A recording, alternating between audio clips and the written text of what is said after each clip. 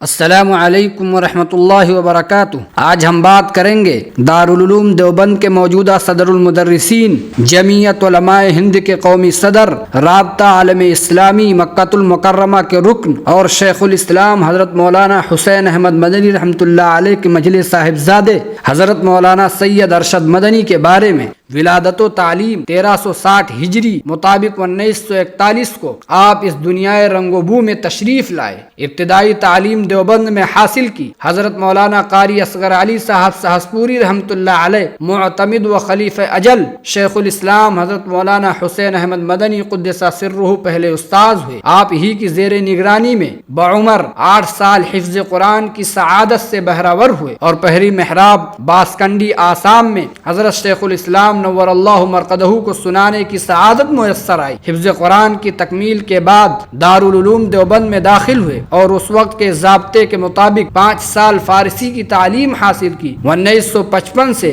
عربی تعلیم کا آغاز کیا۔ 1963 میں حضرت مولانا سید فخر الدین صاحب رحمۃ اللہ علیہ سے بخاری شریف پڑھ کر دور حدیث کی تکمیل کی۔ آپ کے مشہور اساتذہ میں شیخ الادب والفقہ مولانا اعجاز علی امروہوی رحمۃ اللہ علیہ، شیخ المعقول والمنقول علامہ محمد ابراہیم بلیابی رحمۃ اللہ علیہ، حضرت مولانا جلیل احمد کیرانوی، حضرت مولانا اختر حسین دیوبندی، حضرت مولانا وحید الزماں کیرانوی رحمۃ اللہ علیہ وغیرہ ہیں۔ تدریس و نظامت تعلیم سے فراغت کے بعد 1965 میں بہار کے مرکزی ادارہ جامعہ قاسمیہ گیا سے تدریسی زندگی کا آغاز کیا، پھر مدینہ منورہ کے لیے عازم سفر ہوئے۔ تقریباً 14 ماہ گزار کر ہندوستان تشریف لائے۔ 1389 میں آپ کو حضرت مولانا فخر الدین صاحب رحمۃ اللہ علیہ کی ایما پر مدرسہ شاہی مراد آباد میں خدمت تدریس پر مامور کیا گیا۔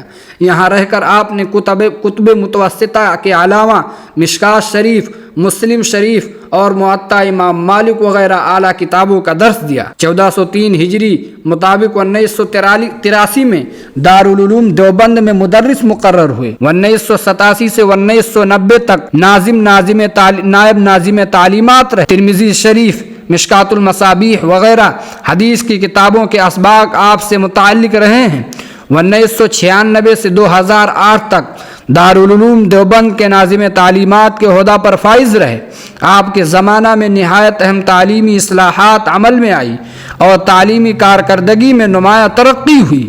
مجلس شورا کے اجلاس سفر 1442 ہجری مطابق اکتوبر 2020 میں صدر المدرسین دارالعلوم کے باوقار منصب کے لیے آپ کا انتخاب عمل میں آیا۔ 2006 میں جمعیت علماء ہند کے قومی صدر منتخب کیے گئے اور حضرت مولانا سید اسعد مدنی رحمۃ اللہ علیہ کے بعد ملک کی سیاست اور مسلمانان ہند کی قیادت کے حوالے سے عظیم الشان خدمات انجام دے رہے ہیں۔ تصانیف، تدریسی اور سیاسی و سماجی مشغولیات کے ساتھ آپ کی متعدد اہم علمی خدمات بھی منظر عام پر آ چکی ہیں۔ تفصیل عقد الفرائض فی تکمیل قید الشرائط معروف بھی منظومہ ابن وہبان کے مخطوطہ کو اپنی تحقیق و تعلیق کے ساتھ 2 جلدوں میں شائع کیا۔ علامہ بدر الدین عینی کی کتاب نخب الافکار فی تنقیح مبانی الاحبار فی شرح معانی الآثار کے مخطوطہ کو مصر سے حاصل کر کے اپنی تحقیق و تعلیق کے ساتھ